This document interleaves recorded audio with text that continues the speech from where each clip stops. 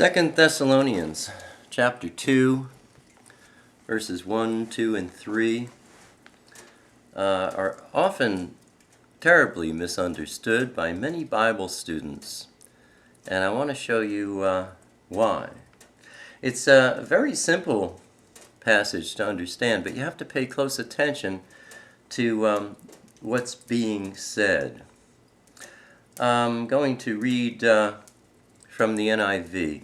2 Thessalonians chapter 2, verse 1, concerning the coming of our Master Jesus Christ, and our being gathered unto him, we ask you, brothers, not to become easily unsettled or alarmed by some prophecy, report, or letter supposed to have come from us, saying that the day of the Lord has already come.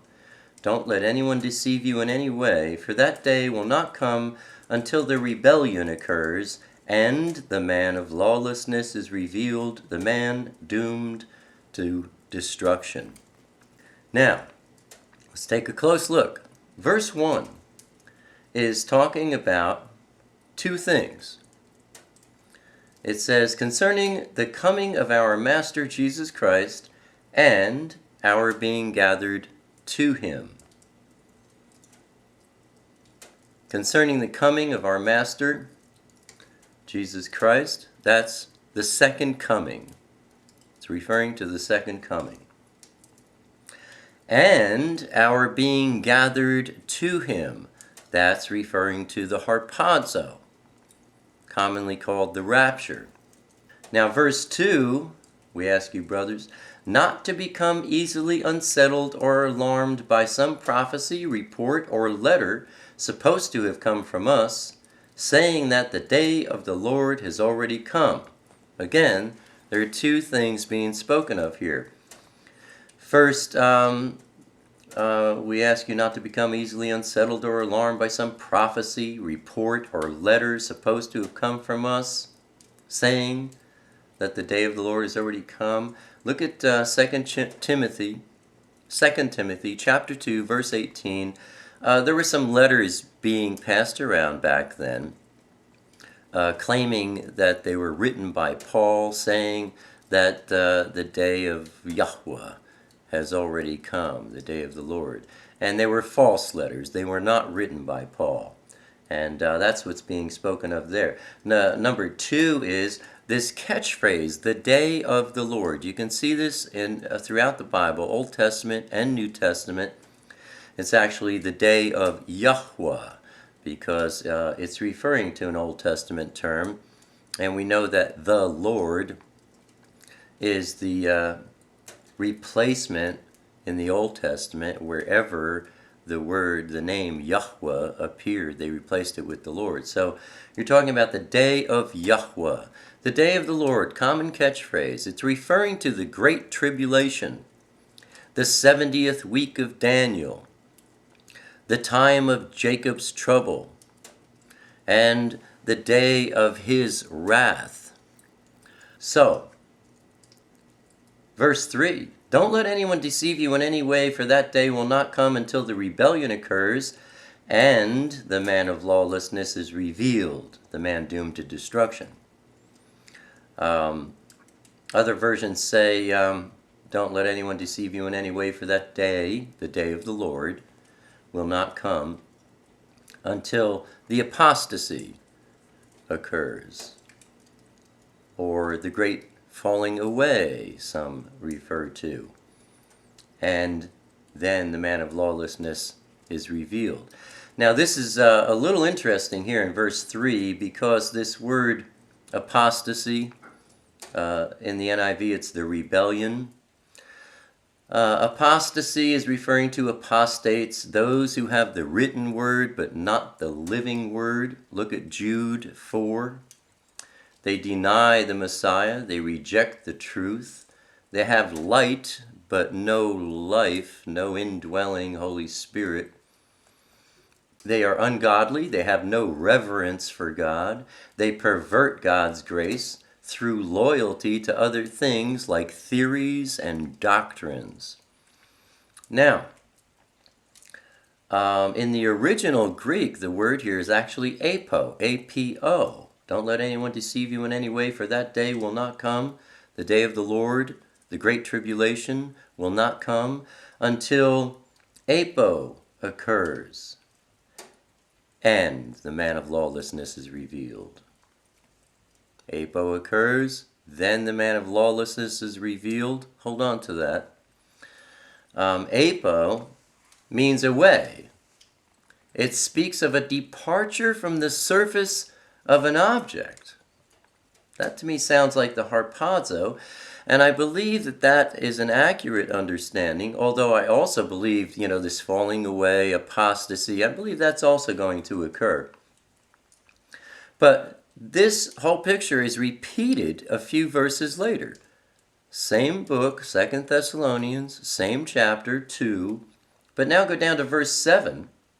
And it says, "For the secret power of lawlessness is already at work, but the one who now holds it back," that's the Holy Spirit, "will continue to do so until he," the Holy Spirit, "is taken out of the way." That sentence can be easily misunderstood, but when you look at the original language, things become very clear. Again, the secret power of lawlessness is already at work, but the one who now holds it back, that's the Holy Spirit, will continue to hold it back until he, the Holy Spirit, is taken out of the way. The word taken caught my eye because that sounds like the harpazo. So I look up the original Greek, and man, this is powerful.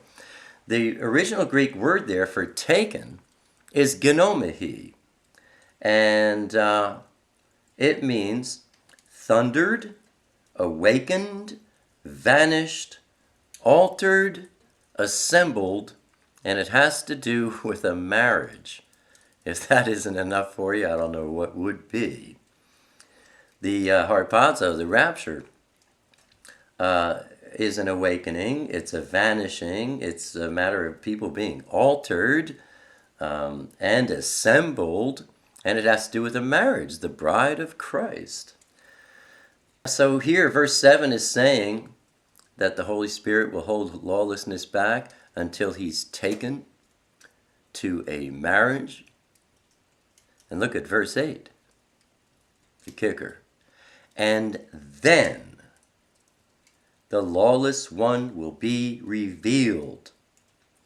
So verses 7 and 8 are repeating what verses 1, 2, and 3 are saying, giving confirmation that what I'm saying about verses 1, 2, and 3 is accurate. Verse 1 says, "Concerning the second coming of Jesus Christ and our being gathered unto him at the harpazo."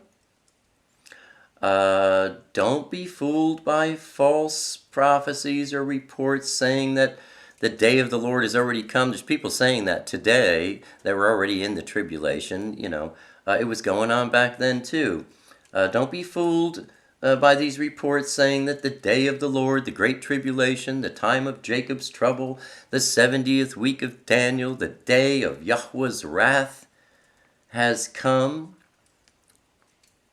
Don't let anyone deceive you in any way, for that day will not come until the apo occurs, the harpazo, and the man of lawlessness is revealed. The apo occurs, the harpazo, the lawless one is revealed. Verse 7, the Holy Spirit, who dwells in all the believers, is taken, the harpazo. Verse 8, and then the lawless one will be revealed. So I believe that the Antichrist, this lawless one, will not be fully revealed to the world until the harpazo happens. Then he will be revealed for who he is. Not sure what it means for him to be revealed. I mean, is that when he enters the temple and defiles it and says he's God and good grief. But anyway, I hope this helps you understand with a greater clarity what's being said in verses 1, 2, and 3 of 2 Thessalonians chapter 2. God bless.